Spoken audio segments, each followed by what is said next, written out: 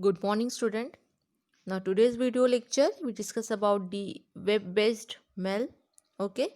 So last video lecture में हमने देखा था कि ईमेल क्या होता है, उसके फीचर्स क्या है, फंक्शंस क्या है.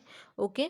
सो email is a common application that some website today provide the services to everyone who access the site. email क्या है? It is a common application है. ठीक है. पर्टिकुलर द जो भी मैसेज अगर हमें सेंड करना है तो ईमेल के थ्रू हम सेंड करते हैं. उसमें तो मैंने बताया था कि it is a cheapest, cost नहीं लगती, स्पीड ज़्यादा होती है, with in a short time period में मैसेज सेंड हो जाता है. So it is a common and this services, this applications provide the many website today.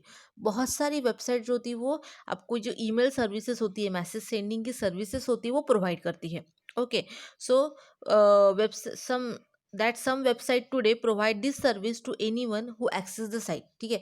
बहुत सारी ऐसी वेबसाइट है ये आपको ईमेल सर्विसेज प्रोवाइड करती है. जो भी आप अगर पर्सन उस वेबसाइट को विजिट करते हो तो उसमें वो फंक्शनलिटी होती है कि आप ईमेल सर्विसेज को भी यूज़ कर सकते हो, मैसेज सेंडिंग भी परफॉर्म कर सकते हो.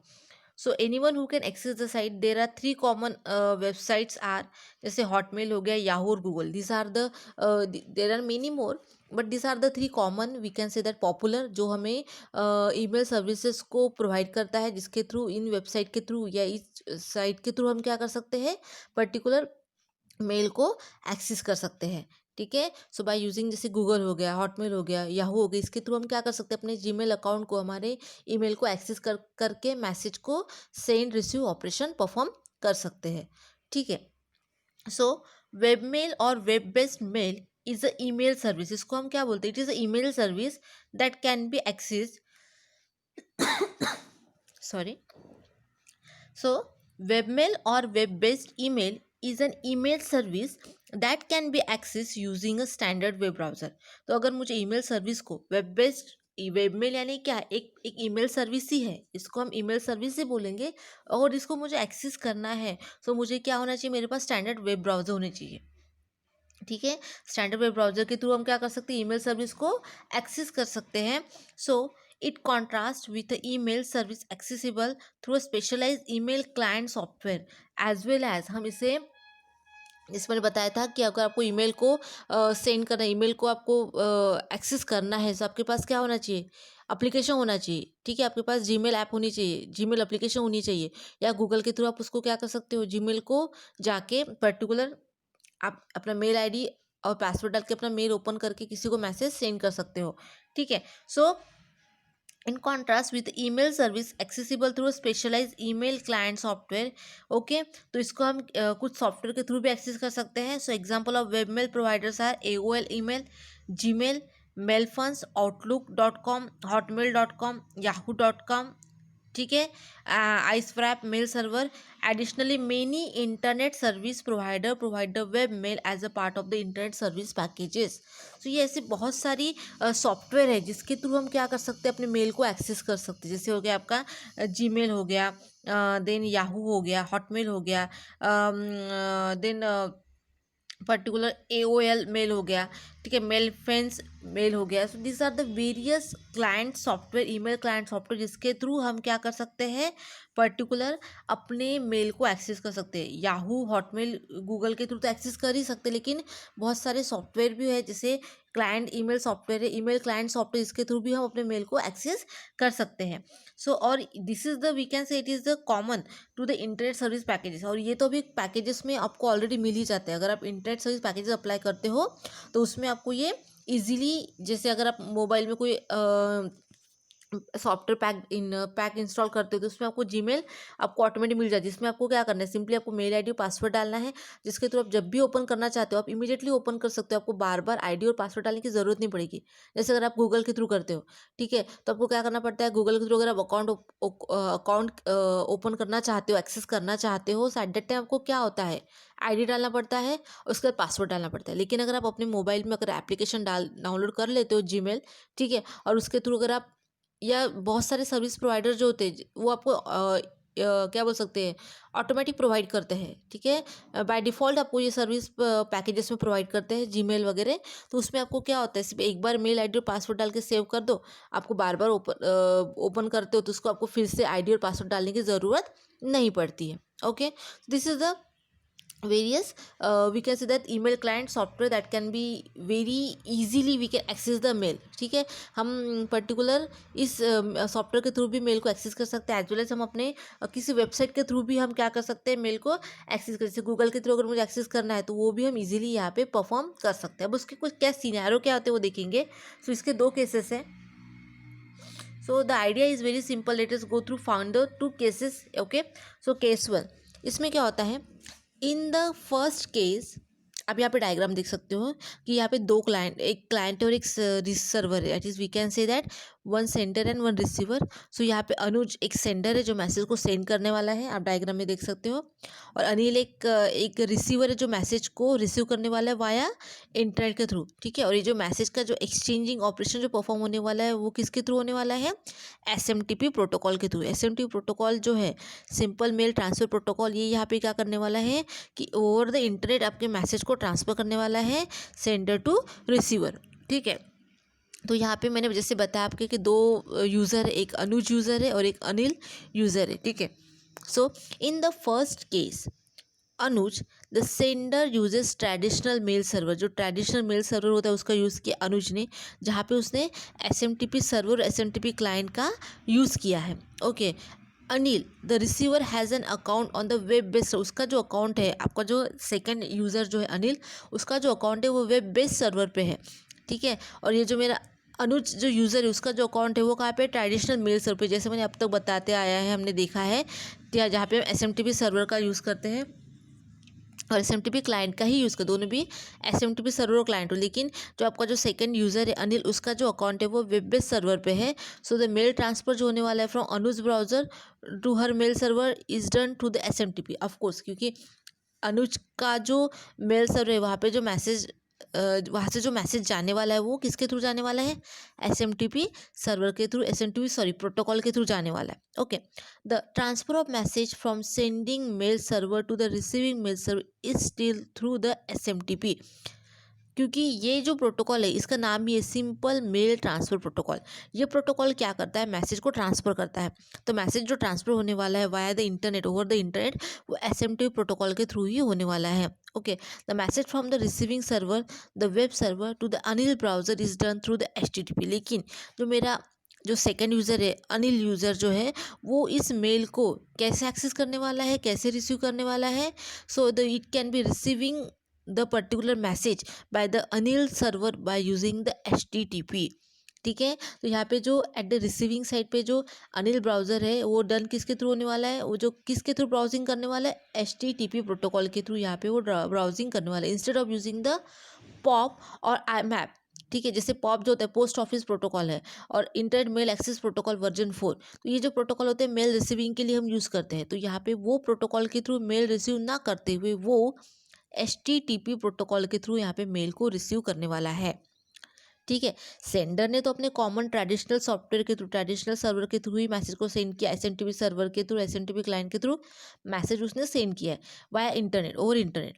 लेकिन यहाँ पे जो रिसीवर है आपका अनिल जो है वो मैसेज को कैसे रिसीव करने वाला है, वो रिसीव करने के लिए हम क्या प्रोटोकॉल यूज़ करते हैं, IMAP प्रोटोकॉल को यूज़ करते हैं, पोस्ट ऑफिस प्रोटोकॉल का यूज़ करते हैं, पोस्ट ऑफिस प्रोटोकॉल पॉप का यूज़ करते हैं। तो वो इन दो प्रोटोकॉल का, ट्रेडिशनल प्रोटोकॉल का यूज़ ना करते वो क्या करेगा, HTTP प्रोटोकॉल के थ्रू जो आपका उसका जो मेल है उसको वो ओपन करेगा, मैसेज को रीड करेगा, ठीक है। क्योंकि यहाँ पे देखो आप देख सकते हो अनिल जो सर्वर है, सॉरी रिसीवर जो है वो वेब बेस्ड सर्वर का यूज़ कर रहा है, मतलब मेरा जो रिसीवर है वो ट्रेडिशनल सर्वर का, मेल सर्वर का यूज़ ना करते हुए वो यहाँ पे वेब बेस्ड सर्वर का यूज़ करने वाला है, और वेब बेस्ड सर्वर का यूज़ करके वो पॉप और IMAP प्रोटोकॉल का यूज़ ना करते हुए वो HTTP प्रोटोकॉल के थ्रू मैसेज को रिसीव करने वाला है। Okay, so when Anil needs to retrieve his email, okay, अगर उसको अपना ईमेल रिट्राइव करना है, so he send a request HTTP message to the website.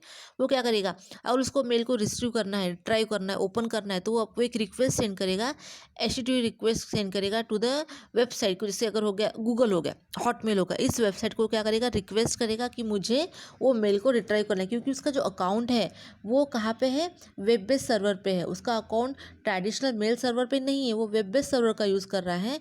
यानी जैसे हो गया गूगल, हो गया हॉटमेल, हो गया या हो गया, इसके थ्रू वो अपना मेल एक्सेस करना चाहता है। ठीक है, तो ऐसी सिचुएशन में वो क्या करेगा कि वो एक रिक्वेस्ट करेगा, HTTP रिक्वेस्ट करेगा सर्वर को या वेबसाइट को जहाँ पे उसका अकाउंट है, जैसे हॉटमेल हो गया फॉर एग्जांपल। और फिर वो वेबसाइट क्या करेगी, सेंड अ फॉर्म, वो एक फॉर्म सेंड करेगी जिसमें क्या करना पड़ेगा, फिल करना पड़ेगा, which include the login name and password. जैसे हम अगर गूगल के थ्रू अगर ओपन करते हैं ना, जैसे आप देखो आपके मोबाइल में अगर आप एप्लीकेशन है, ऐप है, तो आप सिंपली जीमेल पे क्लिक करोगे तो आपका अकाउंट ओपन हो जाएगा। लेकिन अगर आप वेब सर्वर के थ्रू अगर आप ब्राउज करना चाहते हो, ब्राउजर के थ्रू यूज़ करते हो, जैसे गूगल हो गया, तो उसमें आपको क्या करना पड़ता है, अगर आपको कोई भी मैसेज एक्सेस करना है तो आपको पहले क्या करना, गूगल पे आपको जीमेल डालना पड़ता है सर्च इंजन पे। उसके बाद वो आपका गूगल जीमेल का पेज ओपन होता है, उसमें आपको बोलता है कि आईडी और पासवर्ड फिल करो। तो ये जो फॉर्म होता है ये आपको फिल करना पड़ता है। ओके, जितने भी बार आप इस वेब सर्वर का यूज़ करोगे उतने बार आपको क्या करना पड़ेगा, आईडी और पासवर्ड को डालना पड़ेगा वहाँ पे।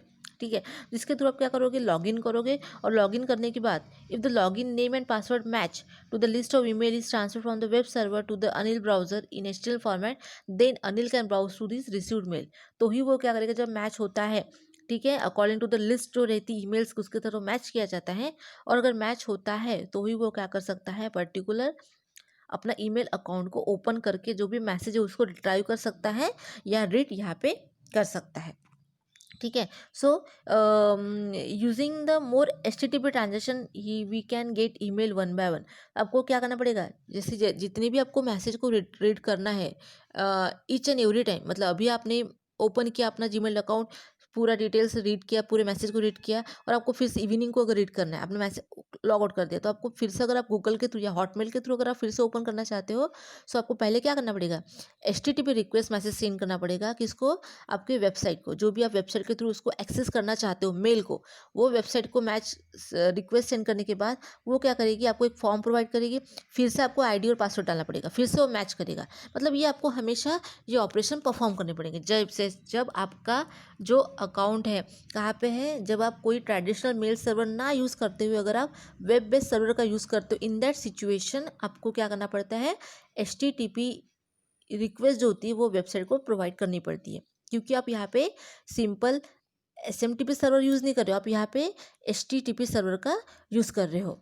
ठीक है, SMTP सर्वर भी यूज़ होता है जैसे आप देख सकते हो डायग्राम में, लेकिन it for the simple mail transfer करने के लिए। लेकिन अगर मुझे मेल को रिट्राइव करना है, मुझे रीड करना है, तो उसके लिए हमने यहाँ पे SMTP सर्वर का या POP या IMAP प्रोटोकॉल का यूज़ ना करते हुए हम यहाँ पे क्या कर रहे हैं, HTTP सर्वर का यूज़ करें, क्योंकि SMTP का तो काम ही है मेल को ट्रांसफ़र करना।